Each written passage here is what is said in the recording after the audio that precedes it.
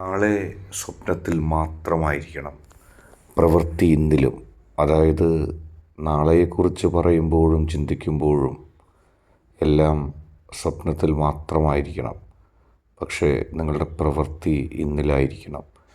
ഇന്നത്തെ ദിവസത്തിന് പ്രാധാന്യം നൽകി ഇപ്പോഴത്തെ നടന്നുകൊണ്ടിരിക്കുന്ന കാര്യങ്ങൾക്ക് പ്രസക്തി നൽകി പ്രവർത്തിക്കണം. നാളെ എന്നുള്ള ആ നിങ്ങളുടെ വിശ്വാസം, നാളെ എന്നുള്ള നിങ്ങളുടെ പ്രതീക്ഷ, അതെല്ലാം സ്വപ്നമായിരിക്കണം. പക്ഷേ ഇന്ന് പ്രവർത്തിക്കാൻ മറക്കരുത്. ഇന്നിൻ്റെ പ്രവർത്തനം ഇന്ന് തന്നെ നടത്തണം. അല്ലെങ്കിൽ ഒരു കേവലം സ്വപ്നജീവി മാത്രമായി നിങ്ങളത് പതിച്ചു പോകും. ഇന്നത്തെ ഉത്തരവാദിത്തങ്ങളിൽ നിന്നും മാറി നിൽക്കാനോ ഒഴിഞ്ഞു നിൽക്കാനോ വേണ്ടിയുള്ളൊരു ഉപകരണമാകരുത് സ്വപ്നങ്ങൾ. സ്വപ്നങ്ങൾ നാളേക്ക് വേണ്ടിയാണ്. അത് നിങ്ങൾ ചെയ്തു കൊള്ളുക. നിങ്ങൾ ഇന്ന് നാളത്തേക്ക് വേണ്ടി സ്വപ്നം കണ്ടുകൊള്ളുക. പക്ഷേ ഇന്നത്തെ പ്രവൃത്തി, ഇന്നത്തെ ഉത്തരവാദിത്തം അതെല്ലാം നിങ്ങൾ പൂർത്തിയാക്കണം. അല്ലെങ്കിൽ ജീവിതത്തിൽ നഷ്ടം സംഭവിക്കും.